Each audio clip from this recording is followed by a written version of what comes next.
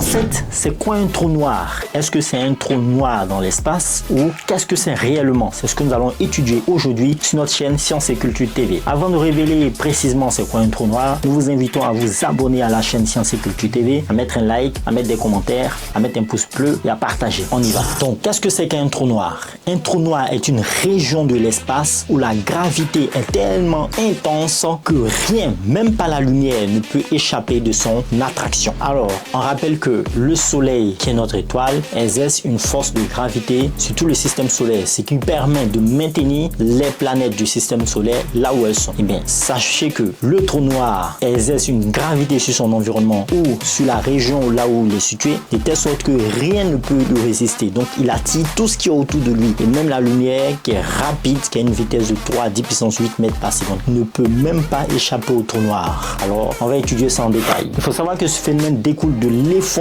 gravitationnel d'une énorme quantité de matière dans une petite région de l'espace, formant ainsi une singularité. C'est comme cela on l'appelle. Lorsque une énorme quantité de matière s'effondre sur une petite région de l'espace, on appelle ça une singularité. Le processus de formation du trou noir commence généralement lorsqu'une étoile massive épuise son carburant nucléaire. Donc, le carburant nucléaire de l'étoile, c'est généralement l'hydrogène. Donc, lorsque ce carburant nucléaire est épuisé, il cesse de produire de l'énergie par fusion thermonucléaire. À ce stade, la pression radiative qui empêchait l'effondrement gravitationnel de l'étoile cesse et la gravité prend le dessus. Dans une étoile, il y a deux forces, on l'a dit, d'accord? Il y a une force qui essaie de pousser les parois vers l'extérieur, c'est la pression exercée par la fusion nucléaire à l'intérieur de l'étoile. Ensuite, il y a la gravité qui essaie de contracter l'étoile sur elle-même, donc ça c'est la deuxième force. Donc lorsque cette étoile s'effondre sur elle-même, elle a fini de consommer son hydrogène, la réaction de fission nucléaire ne va plus se faire comme avant puisque le carburant est épuisé. Du coup, il n'aura plus assez de force pour rivaliser avec la pression gravitationnelle. Du coup, qu'est-ce qui va se passer?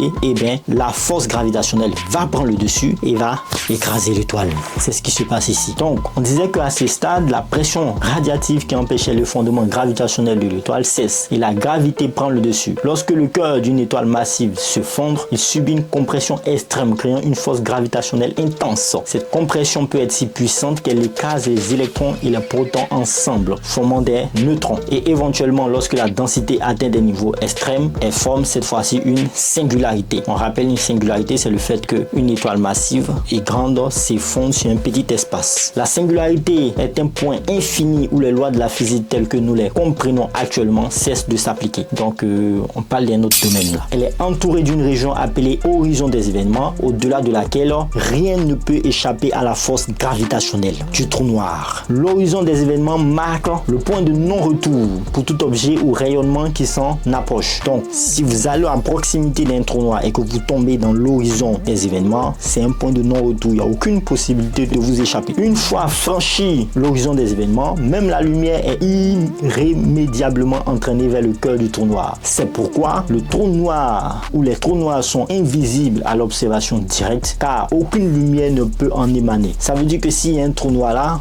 on ne peut pas le voir parce que aucune lumière ne peut s'en émaner. Donc tous les documentaires où vous voyez un trou noir comme ça dans l'espace, c'est pas réel. On ne peut pas voir un trou noir. C'est lorsque il absorbe par exemple une étoile et on voit que l'étoile en fait est en train d'être absorbée, on peut détecter le trou noir par la force gravitationnelle qu'elle exerce. Sinon on ne peut pas voir le trou noir comme celui-là de nos yeux. D'accord? Les trous noirs peuvent également interagir avec leur environnement de différentes manières. Lorsqu'ils sont situés dans des systèmes binaires, ça veut dire avec d'autres étoiles, par exemple, ils peuvent aspirer de la matière de leurs compagnons, formant un disque d'accrétion de matière en rotation autour du trou noir avant qu'elle ne soit finalement engloutie. C'est ce qu'on a expliqué tout de suite. Le trou noir est placé là. S'il y a une étoile à côté, bien sûr, la force gravitationnelle va faire de telle sorte que le trou noir va aspirer la matière de tout ce qu'elle rencontre, des étoiles, des astéroïdes, des comètes, etc., etc. Il faut savoir que les trous noirs sont des objets fascinants de la cosmologie moderne, offrant un terrain fertile pour la recherche théorique et l'observationnel. Leur étude nous aide à comprendre les effets de la gravité, non seulement sur la Terre, et aussi dans l'univers. Portez-vous bien, faites le plein de savoir. N'hésitez pas à vous abonner à la chaîne Sciences et Culture TV, mettez un pouce, commentez, partagez au max. Peace out.